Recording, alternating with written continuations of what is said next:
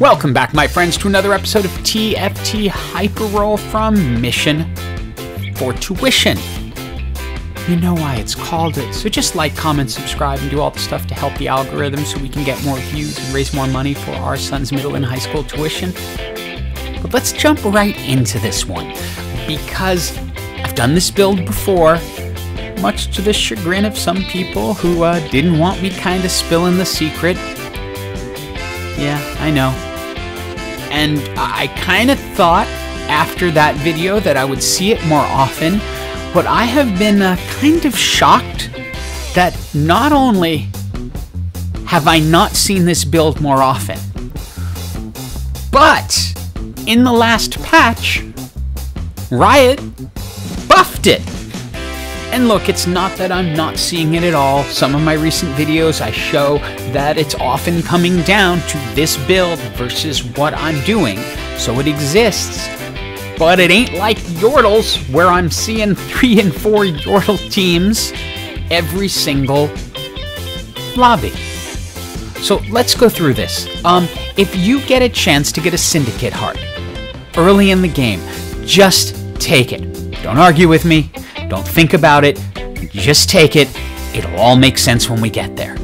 In fact, I find this build to be so strong that if you get a choice between the Syndicate heart and New Recruit, I'd take the Syndicate heart, because the opportunity to get to 7 Syndicates and 4 snipers is going to make your team pretty much unbeatable no matter what you're facing. So let's jump into this and show how it's done.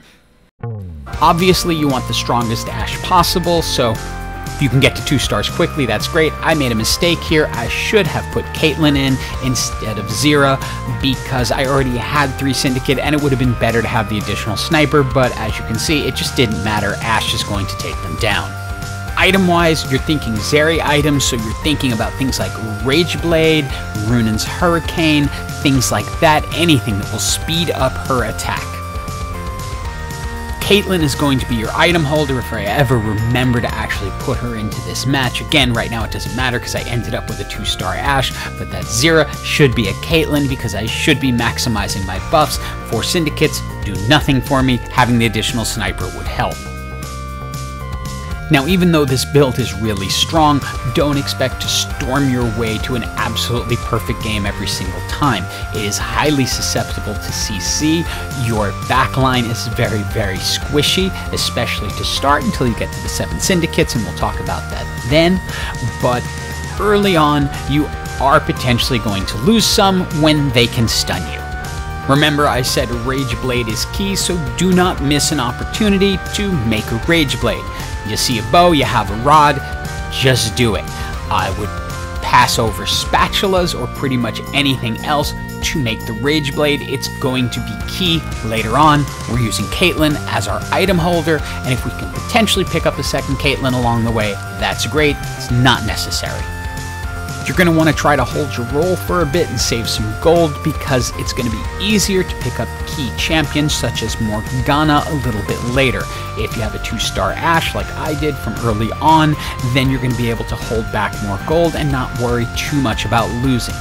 The Omnivamp that you get as part of the Syndicate buff will help you out and help you win fights. The one mistake I see people making is really trying to get that gold Ashe. Augment-wise, if you get a chance at healing, go for it. It'll stack on top of the Syndicate healing, which will only make your champions last longer and longer and longer, which is going to be key later on. And again, as I mentioned, you are using Caitlyn as your item holder. Key items, Rage Blade, Runan's Hurricane. So if you can make them both, even better. In a perfect world, you have your 5 Syndicates by stage 5, but it's not always going to work out that way because you're not always getting Morgana. You're also going to be susceptible to teams like this, Innovator Scrap, that has a lot of CC. Once you're CC'd, again, you're really squishy, especially early, and so prepare to lose some, but don't let it get you off track. And we'll continue racing you through these fights. It's really simple. Just keep picking up Syndicates and snipers whenever you see them. Keep the snipers in the back line because, yeah, the more range they have, the more damage they're going to do, and try to get Morgana and Darius, and hopefully when you get Braum, up front. Picking up Braum is going to be absolutely key to your journey, because not only is just a single Braum better than a 2-star Darius, but once you combine them together, they also have the bodyguard buff. So that is what's going to enable you to have the tankiness going forward as you get into the later part of the game. This is why I was saying, yes, you start off squishy because you don't have the bodyguard, you don't have the CC. But as the game continues on, once you have your Braum in place, you've got tankiness and you've got CC all wrapped up in one champ. When given the choice, I personally like to go for the 4 snipers before I go for the 7 syndicate, but either way will actually work. Final augment, nothing really exciting here, but I will always take a healing trait, and second win at least gives you some healing. Now I want to drop my usual warning, do not force this build.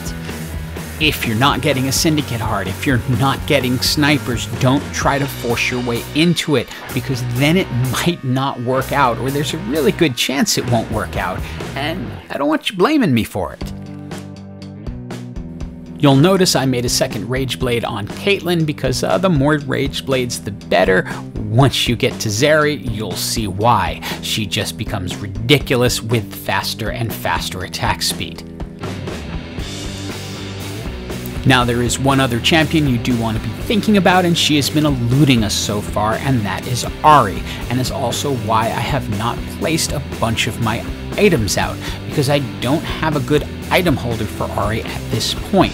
But knowing that that's who I want to get, I'm going to grab Morellonomicon because she's going to be attacking multiple targets. At this point, it's time to really go looking for her, because she's going to be the key to getting to that 7 syndicates. Once you get her, blue buff is absolutely essential. You want her casting early and often.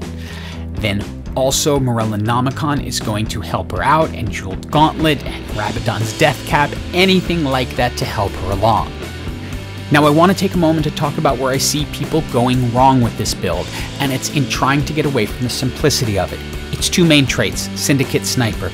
People head into Debonair because they want something like they see down there, that VIP Zeri, thinking that will ultimately save the day for them, but it actually ends up detracting from the build and the simplicity of it, which is 7 Syndicate, 4 Sniper, 5 Syndicate, 6 Sniper, something along those lines.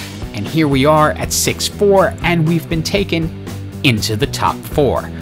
We found our Zeri, so we can take out our Caitlyn and put our Caitlyn items. Again, she was just the item holder, but they go directly onto Zeri. And now you can watch as it all kind of comes together. Ahri's going to be casting and doing a ton of anti-healing, especially with that Morellonomicon. Zeri is all over the place, dancing from side to side, doing everything she can, but look how much damage she is putting out.